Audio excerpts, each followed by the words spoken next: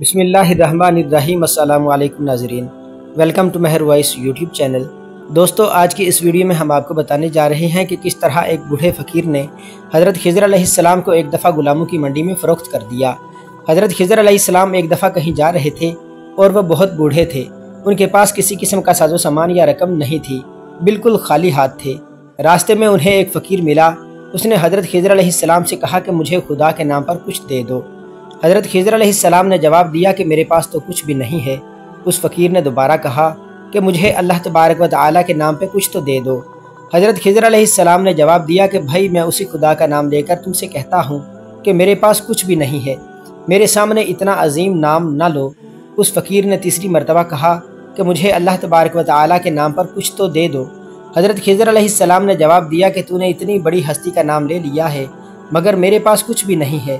تو ایسا کر کہ میرے گلے میں توک ڈال اور مجھے منڈی میں لے جا کر فروخت کر دے، اور میری قیمت اللہ کے نام پر لے لے، کیونکہ اللہ کا نام سننے کے بعد میں تجھے خالی ہاتھ نہیں لوٹا سکتا۔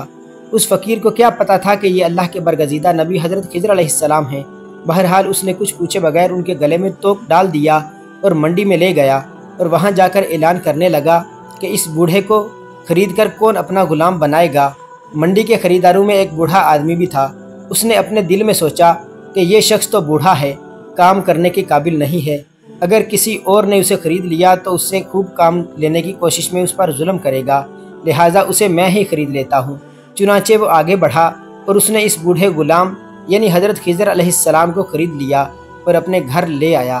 حضرت خضر علیہ السلام نے اپنے آقا سے پوچھا کہ جناب کوئی کام بتائیں تاکہ میں اسے کر دوں۔ اس نے کہا کہ آرام کرو، کوئی کام بھی نہیں ہے۔ بہت اصرار پر اس نے کہا کہ اس کونے میں جو پتھر پڑے ہیں انہیں اٹھا کر حویلی کے دوسرے کونے میں ڈال دو۔ آقا نے سمجھا کہ غلام بوڑھا ہے، ایک دو پتھر اٹھانے کے بعد تھک جائے گا اور آرام کرنے لگ جائے گا، اور یوں کئی دن اس کو کام میں لگ جائیں گے۔ کچھ دیر بعد وہ آقا واپس آیا تو سارے پتھر حویلی کے دوسرے کونے میں پڑے ہوئے تھے۔ وہ حیران رہ گیا کہ یہ کیا ماجرا ہے کہ اس بوڑھے نے کئی دنوں کے کام کو اکیلے چند گھنٹوں میں کیسے کر لیا ہے۔ اس نے حیران ہو کر پوچھا کہ تم کیا چیز ہو اور کون ہو؟